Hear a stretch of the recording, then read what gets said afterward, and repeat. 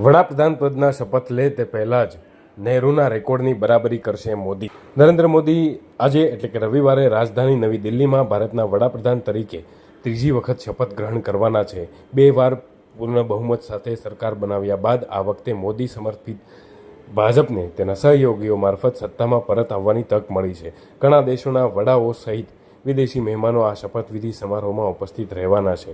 જવાહરલાલ નહેરુ બાદ નરેન્દ્ર મોદી બીજા નેતા છે કે જે સતત ત્રીજી વખત વડાપ્રધાન બનશે.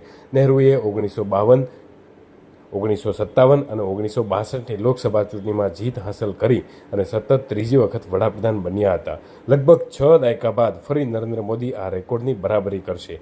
ઇન્દિરા ગાંધી જાન્યુઆરી 1966થી માર્ચ 1977 સુધી ભારતના વડાપ્રધાન પદે રહ્યા હતા. ત્યારબાદ 14 જાન્યુઆરી 1980માં તે ફરી વડાપ્રધાન બન્યા હતા. જોકે વડાપ્રધાન પદે તેમની હત્યા થઈ જતાં તેઓ નહેરુનો રેકોર્ડ તોડી શક્યા ન હતા. ત્યારે હવે અનેક વર્ષો બાદ નરેન્દ્ર મોદી વડાપ્રધાન પદ તરીકે ત્રીજી વખત શપથ લેશે, જે વડાપ્રધાન જવાહરલાલ નહેરુની બરાબરી કરશે. આ ભારત માટે અને ભારતના લોકતંત્ર માટે પણ એક નવો ઇતિહાસ રચાવા જઈ રહ્યો છે.